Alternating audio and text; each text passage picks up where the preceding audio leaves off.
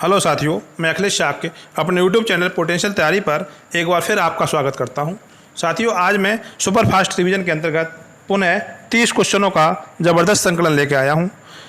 इन प्रश्नों को आप बड़ा ध्यान से सुनिएगा।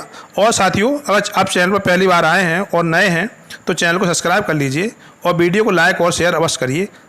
चलिए छात्रों, चलते हैं पहले प्रश्न की ओर। भारत में प्रथम रेलगाड़ी किसके शासनकाल में चली? विकल्प दिए हैं Lord Canning, Lord William Bentinck, Lord Dalhousie और लॉर्ड कर्जन। तो छात्रों, बताते चले कि पहली रेलगाड़ी जो चली थी भारत में वो 16 अप्रैल 1853 को चली थी। और ये उस समय भारत का जो गवर्नर जनरल था वो लॉर्ड डलहौजी था। तो साथियों, इस प्रश्न का सही उत्तर रहेगा विकल्प सी, लॉर्ड डलहौजी। अगला प्रश्न है, चीन में उष्णकटिबंधीय चक्रवात को किस नाम से जाना जाता है? विकल्प दिए हैं टार्नेडो, टाइफून, काल वैशाखी और हरिकेन। तो छात्रों, इस प्रश्न का सही उत्तर रहेगा विकल्प बी, टाइफून। टाइफून उष्णकटिबंधीय चक्रवात है जो प्रशांत महासागर में उठता है और चीन में और जापान में ये अपना प्रभाव छोड़ता है। अगला प्रश्न है, भारत की सबसे बड़ी लैगून चिल्का झील चिल्का है। भारत की सबसे बड़ी लैगून झील चिल्का है।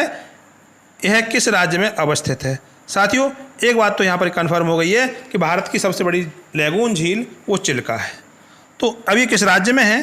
तो इस विकल्प दिए हैं ओडिशा, आंध्र प्रदेश, तमिलनाडु और केरल। तो इस प्रश्न का सही उत्तर रहेगा विकल्प ए, ओडिशा। ओडिशा में है ये चिल्का झील।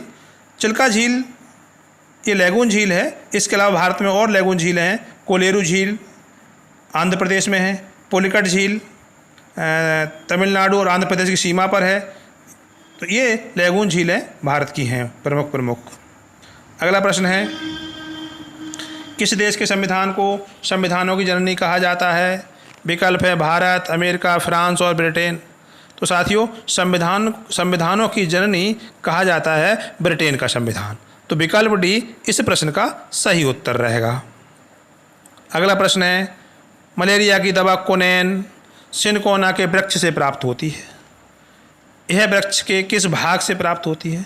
विकल्प दिए हैं तना, फूल, फल, छाल। तो साथियों, इस प्रश्न का सही उत्तर रहेगा विकल्प डी, छाल। मलेरिया की जो दवा होती है कोनेन, वो सिनकोना नामक वृक्ष की छाल से प्राप्त की जाती है। अगला प्रश्न है, आगरा नगर यमुना के किनारे बसा है। इसकी स्थापना 1504 ईस्वी में खाली जगह ने की थी। पूछा जा रहा है आपसे कि आगरा जो शहर यमुना नदी किनारे बसा है उसकी स्थापना किसने की थी, जिसे 1504 में बसाया गया था? तो विकल्प दिए हैं बाबर, फिरोज शाह तुगलक, सिकंदर लोदी और अकबर। तो साथियों, इस प्रश्न का सही उत्तर है विकल्प सी, सिकंदर लोदी। सिकंदर लोदी को आगरा का संस्थापक माना जाता है। अगला प्रश्न है, भारत में कुल कितने उच्च न्यायालय हैं? विकल्प दिए हैं 21, 25, 28 और 31। तो साथियों, इस प्रश्न का सही उत्तर है विकल्प बी, 25। 25 हाई कोर्ट हैं भारत में वर्तमान में। अगला प्रश्न है, ग्लोबल वार्मिंग वैश्विक तापन के लिए सर्वाधिक उत्तरदायी गैस कौन सी है? विकल्प दिया है methane, carbon dioxide, sulphur dioxide और नाइट्रस ऑक्साइड। साथियों, इस प्रश्न का सही उत्तर है विकल्प B, carbon dioxide. Carbon dioxide अर्थात CO2 सबसे ज़्यादा ग्रीन हाउस प्रभाव वाली गैस है जो ग्लोबल वार्मिंग के लिए सबसे ज़्यादा उत्तरदायी है। अगला प्रश्न है, poverty and un-British rule in India नामक पुस्तक किसने लिखी? विकल्प हैं दादा भाई नौरोजी, लाला लाजपत राय, जवाहरलाल नेहरू और भगत सिंह। तो साथियों, इस प्रश्न का सही उत्तर है विकल्प ए, दादा भाई नौरोजी। दादा भाई नौरोजी ने यह पुस्तक लिखी थी और इसी पुस्तक में सबसे पहले धन निकासी का सिद्धांत दिया है दादा भाई नौरोजी ने। अगला प्रश्न है, कांग्रेस के 1929 के अधिवेशन में पूर्ण स्वराज का नारा दिया गया था।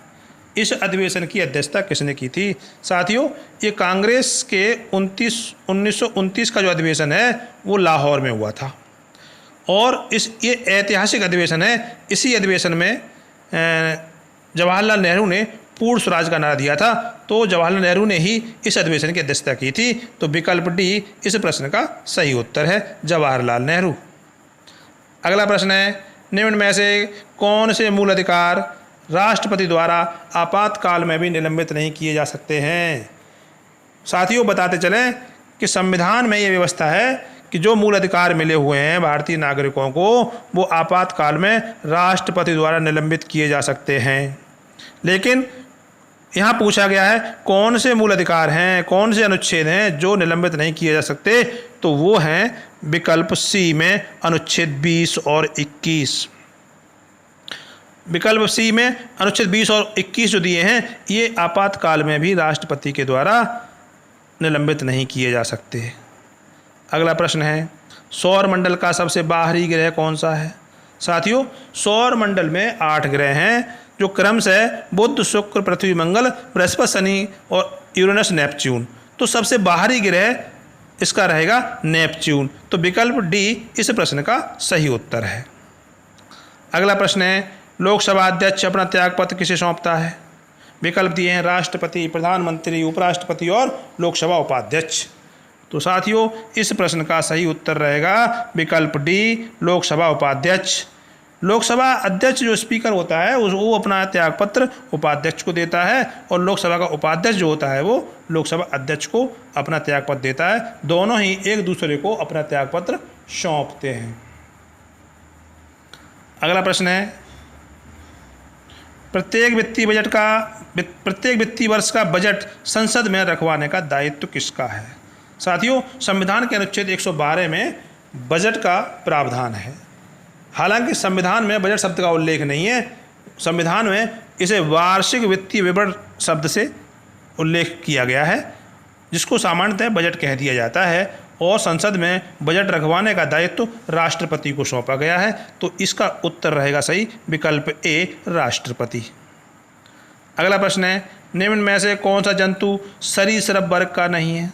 साथियों, बहुत ही इंपॉर्टेंट क्वेश्चनों का संकलन लेके आता हूं मैं आपके लिए।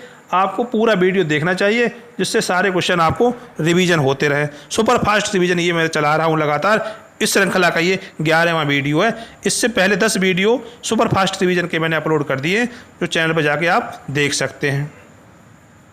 साथियों, तो इस प्रश्न का विकल्प दिए हैं सांप, चूहा, मगरमच्छ और छिपकली। तो साथियों, सरीसृप वर्ग में वो जंतु आते हैं जो रेंग कर चलते हैं। इसमें सांप, मगरमच्छ और छिपकली ये तीनों ही सरीसृप वर्ग के हैं। चूहा सरीसृप वर्ग का जंतु नहीं है, ये इस प्रश्न का सही उत्तर है। अगला प्रश्न है, डच ईस्ट इंडीज किस देश का पुराना नाम है? विकल्प दिया है थाईलैंड, कंबोडिया, ईरान और इंडोनेशिया। साथियों, इस प्रश्न का सही उत्तर रहेगा इंडोनेशिया। इंडोनेशिया का पुराना नाम डच ईस्ट इंडीज है, या इसको हिंदेशिया भी कहा जाता था, हिंदेशिया। इसके अलावा और जो विकल्प दिए हैं, थाईलैंड का पुराना नाम है सियाम, कंबोडिया का कंपूचिया, ईरान का पर्शिया। इस तरह से साथियों अन्य देशों के भी पुराने नाम आप याद रख सकते हैं। अगला प्रश्न है, विश्व में सर्वाधिक जूट उत्पादक देश कौन सा है? विकल्प दिए हैं भारत, ब्राज़ील, मैक्सिको और म्यांमार। तो साथियों, विकल्प ए इस प्रश्न का सही उत्तर है। भारत विश्व में सर्वाधिक जूट उत्पादक देश है। अगला प्रश्न है, नीदरलैंड स्थित रॉटरडम बंदरगाह यूरोपोर्ट के नाम से जाना जाता है, यह किस नदी पर है? साथियों, यूरोपोर्ट बंदरगाह, ये रॉटरडम बंदरगाह यूरोप का सबसे महत्वपूर्ण बंदरगाह है। इसे यूरोपोर्ट के नाम से जानते हैं, और ये राइन नदी पर स्थित है। तो विकल्प ए इस प्रश्न का सही उत्तर है। अगला प्रश्न है, निम्न में से किस झील को ऑस्ट्रेलिया का मृत हृदय प्रदेश भी कहा जाता है? विकल्प दिए हैं आयर झील, डिसअपॉइंटमेंट झील, वारली झील और ऑस्टिन झील। तो साथियों, इस प्रश्न का सही उत्तर है आयर झील। आयर झील को ऑस्ट्रेलिया का मृत हृदय प्रदेश भी कहा जाता है। अगला प्रश्न है, निम्न में से कौन सा विश्व का सबसे बड़ा नगरीय जमघट है? विकल्प दिए हैं लंदन, मॉस्को, दिल्ली और टोक्यो। तो साथियों, इस प्रश्न का सही उत्तर है टोक्यो। टोक्यो जापान की राजधानी है, और ये वर्तमान में विश्व का सबसे बड़ा नगरीय जमघट है, और दिल्ली भारत की राजधानी नंबर 2 पर है। अगला प्रश्न है, भारत की सबसे बड़ी जनजाति कौन सी है? विकल्प दिए हैं संथाल, मुंडा, थारू और गोंड। तो इस प्रश्न का सही उत्तर है विकल्प डी, गोंड। गोंड भारत की सबसे बड़ी संख्या वाली जनजाति है। अगला प्रश्न है, राज्यसभा का सदस्य बनने के लिए न्यूनतम आयु सीमा क्या है? विकल्प दिए हैं 21 वर्ष, 25 वर्ष, 30 वर्ष और 35 वर्ष। साथियों, इस प्रश्न का सही उत्तर रहेगा विकल्प सी, 30 वर्ष। राज्यसभा का सदस्य बनने के लिए न्यूनतम आयु सीमा 30 वर्ष निर्धारित है, जबकि लोकसभा के लिए 25 वर्ष निर्धारित है, पंचायतों चुनाव के लिए 21 वर्ष निर्धारित है और राष्ट्रपति, उपराष्ट्रपति और राज्यपाल के पद पर निर्वाचित होने के लिए या पदासीन होने के लिए न्यूनतम आयु सीमा 35 वर्ष है। अगला प्रश्न है, संविधान के अनुच्छेद 360 में वित्तीय आपात का प्रावधान है। भारत में वित्तीय आपात की घोषणा कितनी बार हुई है? विकल्प दिए हैं 2 बार, 3 बार, 4 बार, कभी नहीं। तो साथियों, इस प्रश्न का सही उत्तर है विकल्प डी, कभी नहीं। भारत में वित्तीय आपात एक बार भी घोषित नहीं हुआ है। तो साथियों, आप ये भी कहा जा सकता है कि संविधान का कौन सा अनुच्छेद है जो आज तक प्रयोग नहीं हुआ है? तो अनुच्छेद 360 का आज तक प्रयोग नहीं हुआ है और ये किसी भी देश के लिए अच्छी बात है कि वित्तीय आपात की घोषणा नहीं हुई है। अगला प्रश्न है, पंचायती राज व्यवस्था का प्रावधान संविधान के किस भाग में है? विकल्प दिए हैं भाग 6, भाग 8, भाग 9 और भाग 15। तो साथियों, इस प्रश्न का सही उत्तर रहेगा विकल्प सी, भाग 9। पंचायतों का प्रावधान भाग 9 में है और नगर पालिकाओं का प्रावधान भाग 9 का में है। अगला प्रश्न है, निम्न में से किस बंदरगाह का नया नाम पंडित दीनदयाल उपाध्याय बंदरगाह है? साथियों, विकल्प दिए हैं नाहवा सेवा, कांडला, एन्नौर और कोच्चि। तो इस प्रश्न का सही उत्तर है कांडला।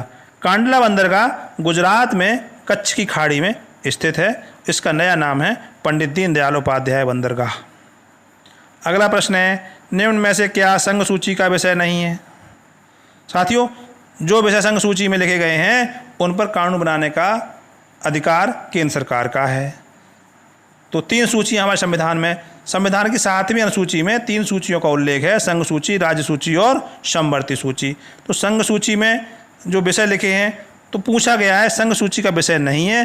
तो साथियों बता दें, जनगणना, नागरिकता, मुद्रा एवं सिक्का, ये तीनों ही संघ सूची के विषय हैं, जबकि वन एवं वन्य जीव समवर्ती सूची का विषय है।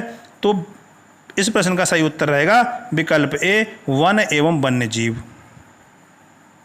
अगला प्रश्न है, जनगणना 2011 के अनुसार भारत में सबसे कम लिंगानुपात वाला राज्य कौन सा है? विकल्प दिए हैं पंजाब, तेलंगाना, हरियाणा और राजस्थान। तो साथियों, जनगणना 2011 के अनुसार हरियाणा का लिंगानुपात सबसे कम है। तो विकल्प सी इस प्रश्न का सही उत्तर है। अगला प्रश्न है, किसकी कमी से शरीर की त्वचा रूखी हो जाती है? वजन कम हो जाता है, शरीर का विकास भी रुक जाता है। साथियों, सही विकल्प रहेगा बी, वसा। वसा की कमी से शरीर की त्वचा रूखी हो जाती है। अगला प्रश्न है, सेरीकल्चर का संबंध किससे है? विकल्प दिया है शहद उत्पादन, मछली उत्पादन, रेशम उत्पादन और फल एवं सब्जी उत्पादन। तो साथियों, रेशम उत्पादन इस प्रश्न का सही उत्तर है। सेरीकल्चर का संबंध रेशम उत्पादन से है। तो विकल्प सी इस प्रश्न का सही उत्तर रहेगा। साथियों, अंतिम प्रश्न है, निम्न में से किसे भूरा कोयला के नाम से भी जाना जाता है? विकल्प दिए हैं एंथ्रासाइट, बिटुमिनस, लिग्नाइट और पीट। तो साथियों, कोयले की जो 4 किस्में होती हैं वो चारों किस्में विकल्पों में दी गई हैं, जिनमें सबसे बढ़िया कोयला होता है, सर्वोत्तम किस्म का कोयला होता है वो एंथ्रासाइट होता है। और भूरा कोयला पूछा जा रहा है आपसे, तो भूरा कोयला लिग्नाइट को कहा जाता है और लिग्नाइट भूरा कोयला है। ये एक निकृष्ट क्वालिटी का कोयला होता है, ये उत्तम क्वालिटी का कोयला नहीं होता है। साथियों, वीडियो को लाइक और शेयर अवश्य कर दीजिएगा। धन्यवाद।